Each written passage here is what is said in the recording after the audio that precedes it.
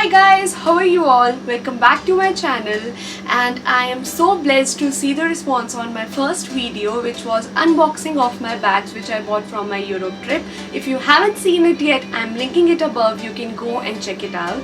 If you are new to my channel and don't know me, let me introduce you to myself. My name is Chavi and I am owner of Luglets by Chavi. I have a clothing brand. If you are not following me there, then I'm linking it below. You can go and check it out.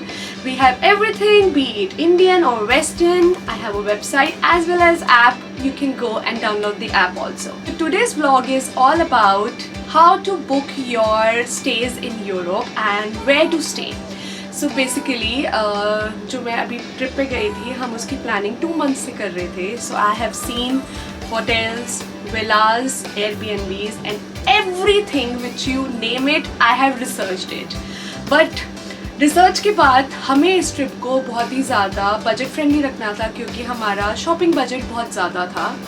तो हमने GoIbibo check किया, make my trip check किया, और हमने एक चीज़ notice करी. If you are going with your friends, obviously you don't want कि जब हम वापस जाएं तो वो लोग अपने रूम में बैठे हैं, हम लोग अपने रूम में बैठे हैं. We want to chill at our place also. So we came to the conclusion that we have to book Airbnb, क्योंकि obviously there you will get living room, kitchen, you can make whatever you want to make. Europe में सबसे ज़्यादा problem है खाने की. अगर आप उनमें से हो जिनको एक टाइम पे इंडियन मील चाहिए ही चाहिए, जो क्षितिज हैं ऐसे, मेरे हस्बैंड को एक टाइम पे इंडियन मील चाहिए होती है. इसके लिए हम बहुत सारा रेडी टू ईट साथ लेके जाते हैं. हल्दीराम का रेडी टू ईट सबसे अच्छा होता है. I have tried MTR, India Gate, सब बकवास है. सिर्फ हल्दीराम के बेस्ट हैं, जो बाहर जाके भी आपको ये फील दिलाएंगे कि आप घर का खाना खा रहे हो. वी टुक राजमा चावल, कॉम्बोज आते हैं, कॉम्बोज में इन्वेस्ट करना. नॉर्मल चावल और अगर आप दाल अलग से लोगे तो वो ज़्यादा पड़ेगा. अगर हम बजट की ही बात कर रहे हैं तो हर दिन की 2-2 मील्स हम सबके साथ लेके गए थे, कि अगर हमें बाय चांस बाहर का खाना नहीं समझ आएगा, क्योंकि बहुत ब्लैंड होता है, नमक भी नहीं पता लगेगा, कुछ नहीं पता लगेगा वहाँ के खाने में. So obviously you need 2 meals. हम पाव भाजी लेके गए थे हल्दीराम की, ब्रेड वहाँ से ले ली थी, तो एक एक मील ऐसे चल रही थी. And because we stayed in Airbnb, बहुत ज़्यादा ईजी हो गया था. हाँ, अगर आप होटल में रह रहे हो तब भी आप ये चीज़ें बहुत इजीली केटल में गर्म करके खा सकते हो. पर ऑब्वियसली मैगी बहुत ज़्यादा गन मचा देगी अगर आप केटल में करोगे. You need a kitchen, proper kitchen and gas for that. So yeah we booked Airbnb ताकि खाने की भी कोई प्रॉब्लम ना रहे.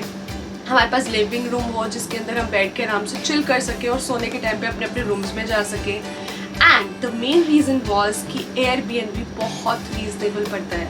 If you are going in couples, obviously जो अमाउंट है वो टच होने वाली है. दोनों कपल्स इक्वली पे करेंगे. Unless and until you are not going with your family, friends के साथ ऑब्वियसली यू डच. हमने देखा था कि जब हम GoIbibo पे नॉर्मल स्टेज देख रहे थे तो एक रूम हमें 12,000 से 15,000 के बीच में पड़ रहा था. And when we switched to Airbnb हमें 15,000 के अंदर अमेजिंग पूरा एक 2 BHK घर मिल रहा था. अब आप मुझसे पूछोगे Airbnb बुक कैसे किया जाता है. उससे पहले मैं आपको बता देती हूँ कि Airbnb पे 15,000 का अगर हमारे को पूरा घर मिल रहा है, दैट मीन्स ईच कपल 7,500. ये हमारा मैक्स टू मैक्स बजट था कि हमने 15,000 मैक्स लेके चलना है. फ्लोरेंस का तो हमारा बहुत ही सस्ता था. I am linking my Florence, जो फ्लोरेंस का घर था वो यहाँ नीचे. You can go check that out. बिल्कुल एक्सपेंसिव नहीं था, बहुत ही अमेजिंग बना हुआ था. इनफैक्ट हमें 3 रूम्स मिले थे और 2 वॉशरूम्स. Airbnb बुक करने से पहले always see the reviews about it. आपको नीचे रिव्यू सेक्शन होगा, उस पर जाके चेक करो. जितने ज़्यादा रिव्यूज़ होंगे और जितने पॉजिटिव रिव्यूज़ होंगे वो उतना ही अच्छा स्टे होगा. क्योंकि obviously you going to another country, you have to see कि जहाँ मैं जा रही हूँ और रह रही हूँ वो सेफ़ है भी कि नहीं. So if you want to plan that thing, so first see the reviews कि क्या है उस अपार्टमेंट के बारे में, कैसा है.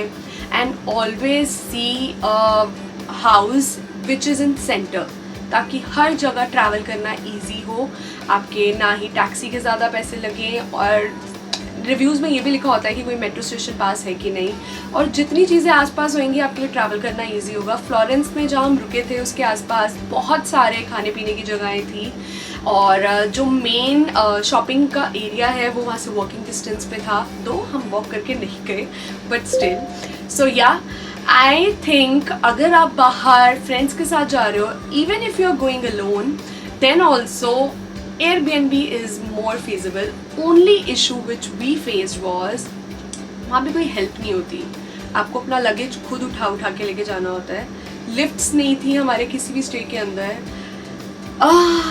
मतलब भगवान की दया थी हम पे कि हमारा जो लास्ट ट्रिप था पेरिस का, जो लास्ट जगह थी वो हमारा ग्राउंड फ्लोर पे था. वरना हम लोगों ने कसम खा ली थी कि कुछ भी हो जाए हम आते जाते लोगों को 5 यूरो ऑफर करके कहेंगे प्लीज़ ऊपर चढ़वा दे, हमारे बस की नहीं है.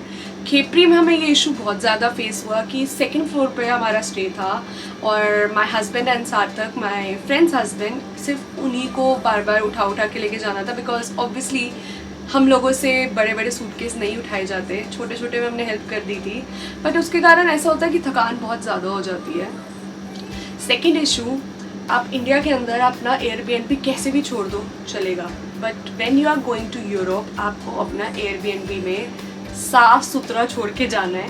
फ्लोरेंस में मतलब यूजुअली एयरबीएनबी पे हम लोग रिव्यू डालते हैं, वहाँ ओनर ने मेरे को लेके रिव्यू डाला था because I booked the Florence stay.